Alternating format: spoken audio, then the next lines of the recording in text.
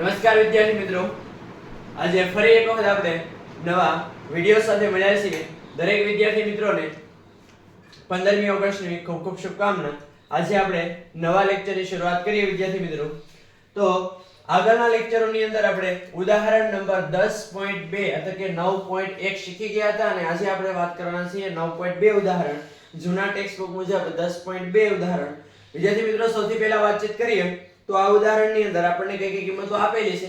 સૌથી પહેલા સેન્ટેન્સની અંદર આપણને કીધું છે 4 સેન્ટીમીટર ઊંચાઈની વસ્તુ, એટલે કે વસ્તુની ઊંચાઈ h છે 4 સેન્ટીમીટર છે. જ્યારે કેન્દ્ર લંબાઈ અરીસાની છે, અંતર્ગોળ અરીસો છે તેની કેન્દ્ર લંબાઈ છે 15 સેન્ટીમીટર, યાની કે f છે એ આપણને 15 સેન્ટીમીટર આપેલો છે.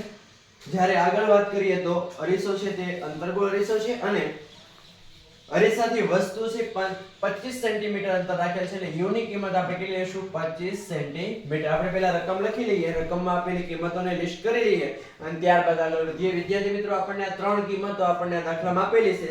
ફરી એકવાર જોઈ લઈએ તો 4 સેન્ટીમીટર ઊંચાઈની વસ્તુ એટલે કે h આપણને 4 સેન્ટીમીટર આપેલો છે. 15 સેન્ટીમીટર કેન્દ્ર લંબાઈ એટલે આપણને f છે 15 સેન્ટીમીટર આપેલો છે. અંતર્ગોળ અરીસો છે, અરીસો કેવો છે? અંતર્ગોળ અરીસો છે. 25 સેન્ટીમીટર અંતરે વસ્તુને રાખેલ છે. અરીસાથી કેટલા અંતરે પડદાને રાખવો જોઈએ? વિદ્યાર્થી મિત્રો, આ શબ્દ છે પડદાને રાખવો જોઈએ, એનો અર્થ એવો થાય કે આપણને આ દાખલામાં જ કહી દીધું છે કે આપણને વસ્તુ છે એનો પ્રતિબિંબ છે આપણને વાસ્તવિક મળશે, જેથી તેના પર સ્પષ્ટ પ્રતિબિંબ પ્રાપ્ત થાય અને પ્રતિબિંબનો પ્રકાર અને તેની ઊંચાઈ શોધવાની છે. ચલો વિદ્યાર્થી મિત્રો, દાખલો કેવી રીતે ગણી શકાય તેની વાત કરીએ. વિદ્યાર્થી મિત્રો, ટેક્સ્ટ બુકમાં આપેલ છે એવી રીતે તમે જો દાખલાને ગણવાનો પ્રયત્ન કરશો તો થોડીક રીત તમને અઘરી પડી શકે છે, પણ અહીંયા આપણે ખૂબ સરળ રીતે એને ગણવાનો પ્રયત્ન કરશું. સૌથી પહેલા તો કઈ કિંમત પ્લસ લેવી અને કઈ કિંમત માઈનસ લેવી, અને એના માટે તમારે રફ આકૃતિ દોરવી પડે. મેં એક અંતર્ગોળ અરીસો દોર્યો છે. સૌથી પહેલા અહીંયા હશે f મુખ્ય કેન્દ્ર, અહીંયા હશે વક્રતા કેન્દ્ર c. હવે f આપણને આપ્યો છે 15, યાની કે આટલી જે મૂલ્ય છે એટલું જે અંતર છે 15 સેન્ટીમીટર છે, એટલે એનું મૂલ્ય કેવું લેશું આપણે? માઈનસ, કારણ કે f છે આ તરફ રહેશે, કારણ કે આ આવી રીતે આમ સર્કલમાં ગોઠવાયેલો હોય અથવા આમાંથી એને બનાવેલો હોય, એટલે f છે એ માઈનસ આવશે. જ્યારે u એ તો આપણને ખબર જ છે, વસ્તુ અંતર u હંમેશા કેવું લેવું? માઈનસ, કારણ કે વસ્તુ હંમેશા અરીસાની ડાબી બાજુ મૂકવામાં આવે છે. જ્યારે h છે આપણે કેવો લેવાનો છે? તો વિદ્યાર્થી મિત્રો, h છે આપણે અક્ષની ઉપર મૂકીએ એટલે કેવો લેવાનો છે? પ્લસ લેવાનો છે. કેવો લેવાનો છે વિદ્યાર્થી મિત્રો? પ્લસ. વિદ્યાર્થી મિત્રો, અહીંયા આપણને જે કિંમતો જોઈતી હતી ને એ આપણને મળી ચૂકી છે. હવે આ આકૃતિની કોઈ આપણે જરૂરિયાત રહેતી નથી. આગળ વધીએ વિદ્યાર્થી મિત્રો. અરીસાનું સૂત્ર આપણે મૂકીએ 1/v + 1/u = 1/f. જેમાંથી આપણે જોઈએ છે v, તો 1/v છે ને સૂત્રનો કરતા બનાવીએ તો આ f છે એની સાથે અહીંયા આવશે, પ્લસ 1/u છે આ બાજુ જશે તો માઈનસ થશે. આગળ વધી 1/v બરાબર f ની કિંમત છે -15, 1/-15 સેન્ટીમીટર માઈનસ 1/u ની કિંમત છે આપણી પાસે -25, જે આપણે મૂકશું -25. વિદ્યાર્થી મિત્રો, આગળ વધી 1/v બરાબર આ માઈનસ થી ઉપર લઈ જશું એટલે 1/-15, આ માઈનસ માઈનસ પ્લસ થશે એટલે 1/25. 1/v = હવે વિદ્યાર્થી મિત્રો ધ્યાન આપજો, અહીંયા આપણે ચોકડી ગુણાકાર કરીએ છીએ 25 એકા 25, આનો ગુણાકાર આની સાથે કરશું એટલે 25 એકા 25, પણ એ 25 કેવો આવશે? માઈનસ આવશે.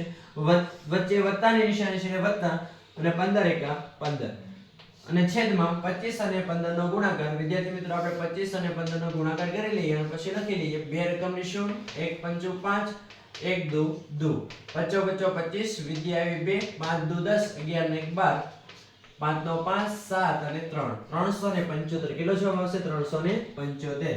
વિદ્યાર્થી મિત્રો, આપણને જે વેલ્યુ મળી છે તે 1/v ની મળી છે. હવે -25 + 15 એટલે કે -25 ની હારે તમે +15 એમાં એડ કરો તો જવાબ તમને મળશે -10. કેટલો જવાબ મળશે? -10. 1/v બરાબર -10 ના છેદમાં 375. વિદ્યાર્થી મિત્રો, હવે 1/v આપણને મળ્યો છે, 1/v આપણને મળ્યો છે -10/375. હવે આપણે માત્ર v નું મૂલ્ય ગોતીએ, આને ઉલટાઈ નાખીએ તો આ પદ પણ ઉલટાશે. 375 ના છેદમાં આ માઈનસ નિશાની આપણે અહીંયા મૂકી દેશું અને છેદમાં 10. છેદમાં 1 0 હોવાથી v બરાબર 37.5, પણ એ મૂલ્ય આપણને કેવું મળશે? માઈનસ મળશે. કેવું મળશે? માઈનસ. વિદ્યાર્થી મિત્રો, આપણને રકમમાં કહી દીધેલું હતું કે આપણને જે પડદો છે એ રાખવાનો છે. પડદો ક્યારે રાખવાનો હોય? જ્યારે આપણને વાસ્તવિક પ્રતિબિંબ મળતું હોય ત્યારે, અને વાસ્તવિક પ્રતિબિંબ ત્યારે જ મળે જ્યારે એ P થી ડાબી તરફ હોય ત્યારે. તો આપણે આ મૂલ્ય આપણને કેવું મળે છે? એ માઈનસ. આપણો દાખલો સાચો છે. આવી રીતે પણ તમે વિચારી શકો. વિદ્યાર્થી મિત્રો, ત્યારબાદ મોટવણી શોધીએ. મોટવણીનું મૂલ્ય, કારણ કે આપણે h ડેશ પણ શોધવાનો છે. તો મોટવણી માટેનું સૂત્ર h ડેશ ના છેદમાં h બરાબર v ના છેદમાં u. અરીસો છે એટલે અહીંયા માઈનસ આવશે.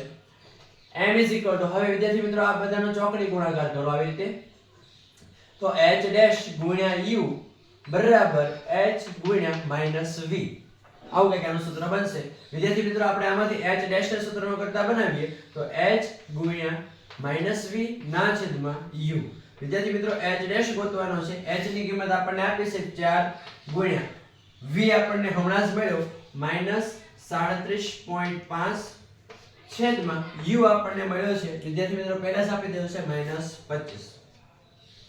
h ડેશ બરાબર, વિદ્યાર્થી મિત્રો અહીંયા માઈનસ માઈનસ ઉડાડી દેશું તો 37.5 ગુણ્યા 4 કરીએ એટલે 375 ગુણ્યા 4 કરીએ તો 4 5 20 વિદ્યાવી 2 7 ચોક 28 29 ને 30 વિદ્યાવી 3 4 તેરી 12 14 4 તેરી 12 12 ને 13 14 ને 15 યાની કે 150. કેટલો જવાબ મળ્યો આપણને? 150 ના છેદમાં 25. અને 25 નો ભાગ આપણે આની વડે ઉડાડવાનો છે એટલે તમને બધાને ખબર છે 30 ગુણ્યા 5 એટલે 150 અને 25 25 25 5 5 ઉડી જશે અને ત્યારબાદ 5 6 30. તો h dash is equal to આપણને જવાબ મળશે 6. કેટલો મળશે? h dash is equal to 6 centimetre આપણને જવાબ મળશે. પણ વિદ્યાર્થી મિત્રો, આપણે અહીંયા સૂત્રનો જે માઈનસ હતો એ અહીંયા આપણે લગાવ્યો નથી. માઈનસ સૂત્રનો જે આ માઈનસ v છે એનો પણ સૂત્રનો પણ માઈનસ આવશે અને સાથે સાથે કિંમતનો પણ છે માઈનસ એ આવશે. એટલે આ કિંમત માઈનસ આવશે એટલે આપણે જવાબ છે h ડેશ કેવો મળશે? -6 સેન્ટીમીટર મળશે. વિદ્યાર્થી મિત્રો, આ સાથે આપણું ઉદાહરણ નંબર 10.2 છે એ કમ્પ્લીટ પૂરું થાય છે. આગળ હવે નેક્સ્ટ આપણે પ્રકાશનું વક્રીભવન વિશે વાત કરવા જઈ રહ્યા છીએ. હું 1 મિનિટ માટે સાઈડમાં જાઉં છું. તમે જોઈ શકો છો આ દાખલાને ખૂબ સરળ રીતે આપણે સમજાવીએ. ફટાફટ જો રિવિઝન કરાવવું હોય તો વિદ્યાર્થી મિત્રો સમજો. દાખલાને વાંચ્યા પછી એમાં જે કિંમતો આપેલી છે ને પહેલા લિસ્ટ કરો. લિસ્ટ કર્યા પછી અરીસાના સૂત્રમાં એની કિંમત મૂકતા જાઓ, સાદુરૂપ આપો. આ સ્ટેપ છે ને ખૂબ સારી રીતે સમજો. આ બે સ્ટેપ છે ને જો તમે સારી રીતે સમજી ગયા અથવા ત્રણ સ્ટેપ છે ને સારી રીતે સમજી ગયા તો આમાં ક્યાંય તમને દોડતા નહીં પડે તો તમે આને ખૂબ સરળતાથી સમજી શકશો. વિદ્યાર્થી મિત્રો, આગળ વધીએ. પ્રકાશનું વક્રીભવન એટલે શું? હવે આ જે ટોપિક છે એ આ યુનિટનો બીજો ભાગ છે. પહેલા આપણે પરાવર્તન વિશે વાત કરી અને હવે આપણે વાત કરવાના છીએ વક્રીભવન વિશે. વિદ્યાર્થી મિત્રો, વક્રીભવન કોને કહેવાય? વક્રીભવનને કારણે પ્રકાશી ઘટનાઓ કેટલી જોવા મળે છે અથવા તો આ વક્રીભવન છે જેના કારણે રોજિંદા જીવનમાં આપણને કેટલી ઘટનાઓ જોવા મળે છે. તો વિદ્યાર્થી મિત્રો, વાત કરીએ પ્રકાશીય વક્રીભવન અથવા તો પ્રકાશનું વક્રીભવન. જેમ આપણે પરાવર્તનને ડિટેલમાં સમજ્યા હતા એમાં આપણે વક્રીભવનને ડિટેલમાં સમજવાના છીએ. વિદ્યાર્થી મિત્રો, વક્રીભવન એટલે શું? ક્યારે અરીસો છે વક્રીભવન નહીં કરી શકે. કોણ વક્રીભવન કરશે? તો વક્રીભવન છે લેન્સ કરશે કે જેમાંથી પ્રકાશના કિરણો આરપાર પસાર થઈ શકે. વિદ્યાર્થી મિત્રો, હવે આપણે અરીસાની વાત ક્યાંય કરવાની નહીં આવે. હવે આપણે લેન્સની વાત કરવાની આવશે. જેમ આપણે પરાવર્તનમાં અરીસાને લઈને આપણે શીખ્યા હતા એમ જ વક્રીભવનમાં લેન્સને લઈને શીખશું. પણ થોડાક વ્યવહારિક અથવા રોજિંદા જીવનના ઉદાહરણો છે તેની વિશે વાત કરીએ વિદ્યાર્થી મિત્રો. તો સૌથી પહેલા વક્રીભવન એટલે શું? એની વ્યાખ્યા અથવા તેની ડેફિનેશન શું થાય? તો જ્યારે પ્રકાશનું કિરણ છે કોઈ એક માધ્યમમાંથી, કોઈ એક પ્રકાશીય માધ્યમમાંથી અથવા કોઈ પાતળા માધ્યમમાંથી કોઈ ઘટ માધ્યમની અંદર પ્રવેશ કરે છે ત્યારે પ્રકાશનું કિરણ છે થોડું ત્રાંસુ થાય છે અથવા થોડુંક લંબ તરફ વાંકું વળે અથવા લંબથી દૂર જાય. જે આ ઘટના બને છે ને વક્રીભવનની ઘટના કહેવામાં આવે છે. અને આનો બેસ્ટ અને સારામાં સારું એક્ઝામ્પલ હું તમને જો સમજાવું તો એક તમે કાચનો પ્યાલો લેશો. આવો આ કાચના પ્યાલાની અંદર તમે જો પાણી ભરી દેશો અને પાણી ભર્યા પછી કાચના ગ્લાસમાં તમે પાણી ભર્યા પછી જો તમે એમાં એક પેન્સિલ છે આ પેન્સિલને જો તમે આવી રીતે ત્રાંસી મૂક અથવા સીધી આવી રીતે મૂકશો તો આ પેન્સિલ છે આ સપાટી આગળથી આપણને થોડીક તૂટેલી હોય ને એવો આભાસ થાય છે. આવા પ્રયોગો આપણે ઘણી બધી વખત કરી ચૂક્યા છે વિદ્યાર્થી મિત્રો પ્રાથમિક શાળામાં અને આપણને આ બાબતનું ખબર પણ છે કે જ્યારે આપણે પ્યાલાની અંદર કાચના પ્યાલાની અંદર કાચના ગ્લાસની અંદર પેન્સિલને ડુબાડીએ છીએ ત્યારે પેન્સિલ પાણીની સપાટી અને હવાની સપાટી જ્યાં બંને ભેગી થાય છે આ સપાટી ત્યાં થોડીક વળેલી દેખાય છે અથવા થોડીક તૂટેલી હોય એવો આપણને ભાસ થાય છે. વિદ્યાર્થી મિત્રો, હકીકત ખરેખરની અંદર આ પેન્સિલ તૂટેલી નથી હોતી, જો એને આપણે બહાર કાઢીએ પછી તો એ પછી કેવી હોય છે, એકદમ સારી હોય છે. પણ તો આપણને આવું કેમ દેખાય છે? તો એના પાછળ ઘટના જવાબદાર છે વક્રીભવન. કઈ ઘટના જવાબદાર છે? વક્રીભવન. વિદ્યાર્થી મિત્રો, વક્રીભવન એટલે શું? એની મારે વ્યાખ્યા જો લખી હોય તો આમ લખી શકું કે જ્યારે પ્રકાશનું કિરણ કોઈ પાતળા પારદર્શક માધ્યમમાંથી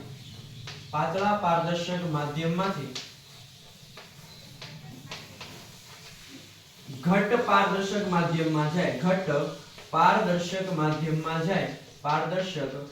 માધ્યમમાં જાય ત્યારે સપાટી પાસે થોડું ત્રાંસું કે વાંકું વળે છે. આ ઘટનાને પ્રકાશનું વક્રીભવન કહેવામાં આવે છે. વિદ્યાર્થી મિત્રો, વ્યાખ્યા ખૂબ સરળ છે અને સહેલી છે કે જ્યારે પ્રકાશનું કિરણ એક પાતળા માધ્યમમાંથી જ્યારે ઘટ માધ્યમમાં પ્રવેશ કરે ત્યારે, અથવા તો ઘટમાંથી જ્યારે પાતળા માધ્યમમાં પ્રવેશ કરે ત્યારે એમ પણ તમે લઈ શકો તો ત્યારે પ્રકાશનું કિરણ છે થોડું કાં તો લંબથી દૂર જશે ને કાં તો લંબની નજીક આવશે. જેને આપણે આગળ કાચના લંબઘન શૌચાલય વડે પ્રકાશનું વક્રીભવન સમજવાના છીએ ત્યારે ડિટેલમાં વાત કરશું. પણ તમને વક્રીભવનનો કોન્સેપ્ટ છે ક્લિયર થઈ જવો જોઈએ કે પ્રકાશના કિરણો છે એક માધ્યમમાંથી ગતિ કરીને બીજા માધ્યમમાં જાય છે. અહીંયા કોઈ પરાવર્તન થતું નથી. વિદ્યાર્થી મિત્રો, પ્રકાશના કિરણો આરપાર પસાર થઈ જાય છે. જ્યારે વસ્તુ છે એમાંથી પ્રકાશના કિરણો આરપાર પસાર થાય ત્યારે જ આપણને વસ્તુ છે એ ટૂંકમાં એનું પ્રકાશનું કિરણ છે ત્રાંસું વાંકું વળે છે. પરાવર્તનમાં આવી કોઈ ઘટના થતી નથી. વિદ્યાર્થી મિત્રો, આ સિવાય પણ રોજિંદા જીવનમાં ઘણી બધી એવી ઘટનાઓ છે, જેમ કે આપણું આકાશ છે આપણને વાદળી રંગનું દેખાય છે. ત્યારબાદ વક્રીભવન ઘટના છે એ મેઘધનુષની રચના થવા માટે પણ જવાબદાર છે. ત્યારબાદ વાત કરીએ તો વિદ્યાર્થી મિત્રો, વહેલો સૂર્યોદય અને મોડો સૂર્યાસ્ત 2-2 મિનિટનો જે થાય છે એના માટે પણ આ વક્રીભવનની ઘટના જવાબદાર છે. આ સિવાય પણ આપણને આકાશ છે ભૂરા રંગનું દેખાય છે. ત્યારબાદ ટ્રાફિક સિગ્નલની અંદર લાલ લાઇટનો જ ઉપયોગ શા માટે કરવામાં આવે છે? તો વાહનોની પાછળ જે બ્રેક લાઇટ હોય છે શા માટે લાલ રંગની હોય છે? તો વિદ્યાર્થી મિત્રો, એના માટે વક્રીભવન જવાબદાર છે. કારણ કે લાલ રંગ છે એની તરંગ લંબાઈ વધારે હોય છે, આવૃત્તિ ઓછી હોય છે, તેથી તેનું વિચલન ઓછું થાય છે અને વિચલન ઓછું થવાથી તે દૂર સુધી જઈ શકે છે. એટલે કે તે ફેલાતું નથી, વધારે એનું પ્રકીર્ણન થતું નથી, જેના કારણે પારદર્શક સિગ્નલની અંદર આપણે લાલ રંગનો વધારે ઉપયોગ કરીએ છીએ. શા માટે બીજા કોઈ રંગનો ઉપયોગ નથી કરતા? તો આજે આપણો આ ડાઉટ સોલ્વ થશે કે વિદ્યાર્થી મિત્રો, લાલ રંગ છે તેની તરંગ લંબાઈ વધારે હોય છે અને આવૃત્તિ ઓછી હોય છે, તેનું પ્રકીર્ણન છે ઓછું થતું હોય. બસ આવી જ રોમાંચક અથવા તો આવી જ અદ્ભુત ઘટનાઓને આપણે સમજવાના છીએ. વિદ્યાર્થી મિત્રો, એના કોન્સેપ્ટને આપણે સૌથી પહેલા સમજીએ અને પ્રશ્ન કંઈક આવો છે કે જે ઘણી બધી વખત બોર્ડની એક્ઝામમાં પૂછાઈ ચૂકેલો છે. કાચના લંબઘન શૌચલા વડે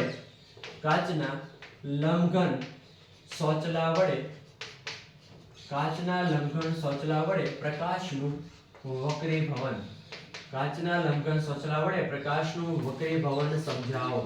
અને એના માટે આપણી બુકની અંદર તમને એક પ્રવૃત્તિ આપેલી છે. એ પ્રવૃત્તિ બેઝ તમને સમજાવવામાં આવ્યું છે. પણ વિદ્યાર્થી મિત્રો, આપણે ડાયરેક્ટ અહીંયા પ્રશ્ન જ લીધો છે, પણ એને આપણે ડિટેલમાં સાથે સાથે સમજતા જઈશું. અને એના માટે આપણે એક આકૃતિ દોરવી પડશે. વિદ્યાર્થી મિત્રો, ખૂબ સારી રીતે ધ્યાન આપજો. અહીંયા આજે મેં દોર્યો છે કાચનો સ્લેબ દોર્યો છે. કાચનો લંબઘન એક ટુકડો છે જે પારદર્શક છે. વિદ્યાર્થી મિત્રો, આનું હું નામ આપી દઉં છું A, B, C અને D. આ કાચનો લંબઘન શૌચલો છે. ABCD મેં નામ આપી દીધું છે. હવે પ્રકાશનું કિરણ છે. વિદ્યાર્થી મિત્રો, પહેલી બાબત તો એ કે આ હવાનું માધ્યમ છે. આ ઉપરની તરફ આ AB સપાટી છે એની ઉપરની તરફ હવાનું માધ્યમ છે. A થી લઈને D આ વચ્ચેનો જે ભાગ છે કાચનો સ્લેબ છે. જ્યારે આ નીચેનો ભાગ છે પાછો હવાનું માધ્યમ છે. શેનું માધ્યમ છે? હવાનું માધ્યમ. અને આ કેનું માધ્યમ છે? કાચનું માધ્યમ છે. આપ સૌ જાણો છો વિદ્યાર્થી મિત્રો, હવાની ઘનતા છે એ કાચની ઘનતા કરતા કેવી હોય? ઓછી હોય. એટલા માટે આ કેવું માધ્યમ કહેવાય? પાતળું માધ્યમ. જ્યારે કાચ છે કેવું માધ્યમ કહેવાય? ઘટ માધ્યમ. અને હવા છે પાછું કેવું માધ્યમ કહેવાય? પાતળું માધ્યમ કહેવાય. હવે પ્રકાશનું કિરણ છે સામાન્ય રીતે આપણે જોતા હોઈએ અથવા તો આપણે યુનિટના શરૂઆતમાં જેવું શીખ્યા હતા અથવા ભણ્યા હતા કે પ્રકાશ છે હર હંમેશ સીધી રેખામાં જ ગતિ કરે છે, ક્યારે તે વાંકી ચૂકી રેખામાં ગતિ કરી શકતો નથી. એટલે અહીંયા પ્રકાશનું કિરણ છે એ કોઈ ખૂણે આપાત કરવામાં આવે. વિદ્યાર્થી મિત્રો, આવી રીતે પ્રકાશનું કિરણ છે મેં આપાત કર્યું AB સપાટી પર. આ પ્રકાશનું કિરણ છે મેં આવી રીતે આપાત કર્યું. તો આ પ્રકાશનું કિરણ છે આવી રીતે આમાં આગળ વધવું જોઈએ અથવા તો આવી રીતે તે જવું જોઈએ, પણ તે રીતે તે જતું નથી. તો તો શું થાય છે વિદ્યાર્થી મિત્રો, તો સપાટી સાથે અહીંયા જો એક લંબ દોરવામાં આવે, જે બિંદુ પર પ્રકાશનું કિરણ આપાત થઈ રહ્યું છે તે બિંદુ પર પ્રકાશનું એક લંબ દોરવામાં આવે, તો એ લંબથી આ પ્રકાશનું કિરણ સીધું આવી રીતે પસાર નથી થઈ જતું, થોડું ત્રાંસુ વળીને આવી રીતે ગતિ કરીને આગળ વધે છે. યાની કે વક્રીભૂત જે કિરણ છે, વક્રીભવન પાયમા પછીનું જે કિરણ છે એ થોડું પોતાનો માર્ગ બદલે છે અને પ્રકાશનું કિરણ છે સીધી સપાટી સાથે અથડાય છે. એટલે કે કાચના માધ્યમની અંદર પ્રકાશનું કિરણ છે એ લંબથી થોડું નજીક આવે છે અને ત્યારબાદ જો અહીંયા પણ એક લંબ દોરવામાં આવે તો પ્રકાશનું કિરણ છે એ થોડું પાછું લંબથી દૂર જઈને તે પાછું આગળની દિશામાં અથવા આગળની તરફ આગળ વધશે. આવી રીતે તે આગળ વધશે. વિદ્યાર્થી મિત્રો, અહીંયા સમજવાની શું જરૂરિયાત છે? સૌથી પહેલી બાબત એ સમજો કે આ જે કિરણ છે એનું નામ છે આપાત કિરણ. વિદ્યાર્થી મિત્રો, જ્યારે આ પ્રશ્ન આપણને બોર્ડની એક્ઝામમાં પૂછાય છે કે કાચના લંબઘન સોચલા વડે પ્રકાશનું વક્રીભવન સમજાવો, ત્યારે આકૃતિને ફરજિયાતપણે આપણે દોરવી પડે, એનું નામ નિર્દેશન આપણે કરવું પડે અને જેટલી આકૃતિ વિજ્ઞાનની અંદર વ્યવસ્થિત અને સારી હશે એટલા જ આપણા માર્ક અથવા આપણા સ્કોર એટલો જ આપણે વધારી શકશું. એટલે આકૃતિ છે ને ખૂબ સારી રીતે દોરવા માટે પ્રયત્ન કરવો. વિદ્યાર્થી મિત્રો, આ છે આપાત કિરણ. ત્યારબાદ આ જે કિરણ છે કે જે કાચની અંદર છે જેનું નામ છે વક્રીભૂત કિરણ. કારણ કે ઘટના કઈ બની છે? વક્રીભવનની, જેના કારણે આ કિરણ છે એનું નામ છે વક્રીભૂત કિરણ. ત્યારબાદ વિદ્યાર્થી મિત્રો, આ જે કિરણ છે કે જે વક્રીભવન પાયમા પછી આગળ વધ્યું છે એનું નામ છે નિર્ગમન કિરણ. કેવું કિરણ? નિર્ગમન કિરણ. અહીંયા આપણે ત્રણ કિરણોને સમજવાના છે. સૌથી પહેલા આપાત કિરણ, ત્યારબાદ વક્રીભૂત કિરણ અને ત્યારબાદ નિર્ગમન કિરણ. વિદ્યાર્થી મિત્રો, આ ત્રણે ત્રણ કિરણોની જો વાત કરીએ તો સૌથી પહેલા એ બી સપાટી પર જે પ્રકાશનું કિરણ કોઈ ચોક્કસ ખૂણે આપાત થવા માટે અથવા અથડાવવા માટે આવી રહ્યું છે એ જે કિરણ છે એનું નામ આપાત કિરણ છે અને તેને સપાટી સાથે દોરેલા લંબ સાથે બનાવેલા ખૂણાને થીટા આઈ તરીકે, યાની કે આપણે એને આપાત કોણ તરીકે ઓળખીએ છીએ અને આપાત કોણને આપણે થીટા આઈ વડે દર્શાવીએ છીએ. જ્યારે વિદ્યાર્થી મિત્રો, અહીંયા જે આ ખૂણો બને છે એ ખૂણાનું નામ છે વક્રીભૂત કોણ. શું નામ છે? વક્રીભૂત કોણ. કારણ કે વક્રીભૂત કિરણે જે સપાટીના લંબ સાથે દોરેલો જે સપાટી સાથે દોરેલો લંબ છે એની સાથે બનાવેલો જે ખૂણો છે એને વક્રીભૂત કોણ કહે છે અને નિર્ગમન કિરણે સપાટી સાથે દોરેલા લંબ સાથે બનાવેલા ખૂણાને નિર્ગમન કોણ કહેવામાં આવે છે. શું કહેવામાં આવે છે? નિર્ગમન કોણ. વિદ્યાર્થી મિત્રો, અહીંયા ત્રણ કિરણો અને ત્રણ ખૂણાઓ આપણે યાદ રાખવા પડશે. સૌથી પહેલા આપાત કિરણ, વક્રીભૂત કિરણ અને નિર્ગમન કિરણ. ત્યારબાદ આપાત કોણ, વક્રીભૂત કોણ અને ત્યારબાદ નિર્ગમન કોણ. આટલા ખૂણાઓ આપણે યાદ રાખવા પડે અથવા તો આકૃતિ દોરતી વખતે આટલું નામ નિર્દેશન આપણે અવશ્યપણે 100% કરવું જોઈએ. વિદ્યાર્થી મિત્રો, સમજતા જઈએ. સૌથી પહેલા આકૃતિમાં જઈને વાત કરીએ તો જ્યારે પ્રકાશનું કિરણ હવાના માધ્યમમાંથી કાચના માધ્યમમાં પ્રવેશ કરે છે ત્યારે પ્રકાશનું કિરણ જે મૂળ માર્ગે ગતિ કરવું છે તે માર્ગે ગતિ કરતું નથી, પરંતુ થોડું શું કરે છે? વિચલન અનુભવે છે અથવા થોડું ત્રાંસુ થાય છે અથવા થોડું વાંકું વળે છે. પણ કઈ તરફ વાંકું વળે તો એ યાદ રાખવા માટેની રીત આપું છું કે જ્યારે પાતળા માધ્યમમાંથી પ્રકાશનું કિરણ ઘટ માધ્યમમાં પ્રવેશ કરશે ત્યારે પ્રકાશનું કિરણ છે તે લંબની નજીક આવશે. યાની કે પાતળા માધ્યમમાંથી ઘટ માધ્યમમાં પ્રવેશ કરે ત્યારે લંબથી તે નજીક આવે છે.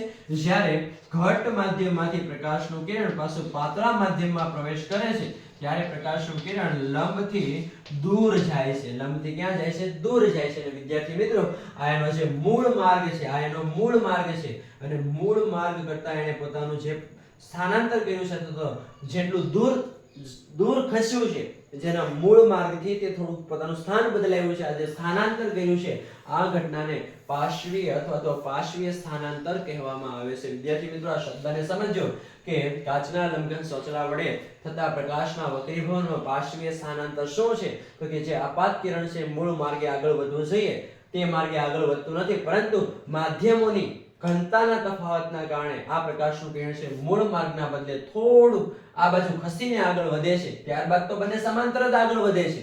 જે મૂળ માર્ગે જે ગતિ કરવું જોઈએ તે માર્ગને સમાંતર જ પ્રકાશનું કિરણ આગળ વધે છે, પરંતુ એ પોતાનું થોડું કિરણ છે સ્થાન બદલાવે છે અને આ ઘટનાને આપણે કહીએ છીએ પાર્શ્વીય સ્થાનાંતર. વિદ્યાર્થી મિત્રો, આ શબ્દ છે એ યાદ રાખવો જોઈએ. ત્યારબાદ આગળ વાત કરીએ વિદ્યાર્થી મિત્રો વક્રીભવનના નિયમો. શેના વિશે વાત કરશું? વક્રીભવનના નિયમો. કે વક્રીભવનના નિયમો આપણને શું કહે છે, તો વક્રીભવનના નિયમો શું છે? એમાં પરાવર્તનના જેવા નિયમો છે સેમ એવા જ નિયમો વક્રીભવનના છે. પહેલો નિયમ તો બંનેમાં સેમ જ છે, પણ બીજા નિયમમાં થોડો ફેરફાર થાય છે, જે નિયમને આપણે યાદ રાખશું. કેવી રીતે? જોઈએ. સૌથી પહેલા તો આપાત કિરણ અને પરાવર્તિત કિરણ અને સપાટી સાથે આપાત કિરણ અને વક્રીભૂત કિરણ અને સપાટી સાથે દોરેલ લંબ ત્રણે એક જ સમતલમાં હોય છે. આ વક્રીભવનનો પહેલો નિયમ છે. આ પ્રશ્ન પણ પૂછાવા લાયક છે અથવા તો પરીક્ષાની અંદર પૂછી શકાય એવો છે કે વક્રીભવનના નિયમો અથવા તો વક્રીભવન એટલે શું, વક્રીભવનના નિયમો સમજાવો. વક્રીભવન એટલે શું અને વક્રીભવનના નિયમો સમજાવો. 3 ગુણનો પ્રશ્ન આ બની શકે. વિદ્યાર્થી મિત્રો, પહેલો જેનો નિયમ છે આપાત કિરણ, ત્યારબાદ વક્રીભવનની ઘટના બને છે એટલે વક્રીભૂત કિરણ અને સપાટી સાથે દોરેલ લંબ અને સપાટી સાથે દોરેલ લંબ ત્રણેય એક જ સમતલમાં હોય છે. ત્રણેય એક જ સમતલમાં હોય છે. આનો પહેલો નિયમ છે ને બીજો નિયમ જે સ્નેલના નિયમ તરીકે ઓળખાય છે વિદ્યાર્થી મિત્રો, એ પણ આપણે જોઈએ. પણ આ નિયમને ફરી એક વખત જોઈએ તો કે આપાત કિરણ એટલે કે જે આપાત થઈ રહ્યું છે તે કિરણ, ત્યારબાદ વક્રીભૂત કિરણ એટલે કે આ જે વક્રીભૂત થઈને આગળ વધી રહ્યું છે તે કિરણ અને સપાટી સાથે દોરેલો લંબ યાની કે જે સપાટી સાથે દોરેલો લંબ છે આ ત્રણે ત્રણ હર હંમેશ એક જ સમતલની અંદર હોય છે. ત્યારે એવું ન બને કે ભાઈ આ પ્રકાશનું કિરણ છે બીજા સમતલમાં આપાત થયું પછી બીજા સમતલમાંથી વક્રીભૂત થઈને બહાર નીકળ્યું, આવું ક્યારે શક્ય છે નહીં. આ પહેલો નિયમ છે વક્રીભવનનો. અને બીજો નિયમ કંઈક એવું કહે છે આપણને કે જ્યારે પ્રકાશના આપેલ રંગ અને આપેલ પ્રકાશની આપેલ માધ્યમોની જોડ માટે આપાત કોણનો સાઇન અને પરાવર્તન કોણનો વક્રીભૂત કોણનો સાઇન બંનેના મૂલ્યો કેવા હોય છે, સમાન હોય છે, જે સ્નેલના નિયમ તરીકે ઓળખાય છે. sin i ના છેદમાં sin r બરાબર અચળ. આ જે મૂલ્ય આપણને મળે છે તે વક્રીભવનાંકનું મળે છે. યાની કે આ નિયમ આપણને કંઈક એવું કહે છે કે આપેલ માધ્યમોની જોડ માટે અને આપેલ પ્રકાશના રંગ માટે આપાત કોણનો સાઇન યાની કે θi ના છેદમાં θr ઇઝ ઇક્વલ ટુ અચળ. એનો મતલબ એવો થશે કે જ્યારે પ્રકાશનું કિરણ છે એ કોઈ માધ્યમની અંદર આપાત થઈ રહ્યું છે ત્યારે માધ્યમોની જોડ માટે જે આપેલ આપાત કોણનો સાઇન અને વક્રીભૂત કોણનો સાઇન r છે એ વક્રીભૂત કોણનો સાઇન છે અને i છે તે આપાત કોણનો સાઇન છે અને આ બંને કેવા હોય છે, એકબીજાના વ્યસ્ત પ્રમાણમાં હોય છે અને મૂલ્ય કેવું આપણને મળે છે, અચળ મળે છે. આને સ્નેલનો નિયમ પણ કહેવામાં આવે છે વિદ્યાર્થી મિત્રો. આ જે હતા એ વક્રીભવનના નિયમો હતા અને વક્રીભવનના જે નિયમો છે એ પણ આપણને 2 માર્કની અંદર પૂછાઈ જતા હોય છે એટલે આને ખૂબ સારી રીતે આપણે તૈયાર કરી લેવો છે. આજના લેક્ચરમાં આપણે કેટલી બાબતો શીખ્યા. સૌથી પહેલા વિદ્યાર્થી મિત્રો આપણે ઉદાહરણ નંબર 9.2 વિશે શીખ્યા હતા કે ઉદાહરણ નંબર 9.2 આપણે ભણ્યા. સાદી રીતે આપણે શીખવાનો પ્રયત્ન કર્યો. ત્યારબાદ આપણે વક્રીભવન વિશે વાત કરી, વક્રીભવનની વ્યાખ્યા વિશે વાત કરી, વક્રીભવનની આકૃતિ વિશે વાત કરી, સામાન્ય રોજિંદા જીવનમાં ઉપયોગમાં લેવાતા જે પણ સામાન્ય ઉદાહરણો છે તેની વિશે વાત કરી. ત્યારબાદ વક્રીભવનના નિયમો વિશે વાત કરી. તો વિદ્યાર્થી મિત્રો આજના લેક્ચરમાં બસ આટલું જ છે. આટલી બાબતો આપણને કમ્પ્લીટ સારી રીતે આવડી જાય તે માટે વારંવાર આ લેક્ચર છે ને આપણે નિહાળશું. અને જો કોઈ વિદ્યાર્થીઓને આ લેક્ચર ઉપયોગી બન્યો હોય તો આમાંથી તમને કંઈ શીખવા જાણવા મળતું હોય તો અન્ય વિદ્યાર્થીઓ સુધી શેર કરો. સાથે સાથે તમે પણ આ લેક્ચર છે એને લાઈક કરો, શેર કરો અને કોમેન્ટ કરો વિદ્યાર્થી મિત્રો. નેક્સ્ટ આપણે નવા લેક્ચર સાથે પાછા મળશું. જય હિન્દ.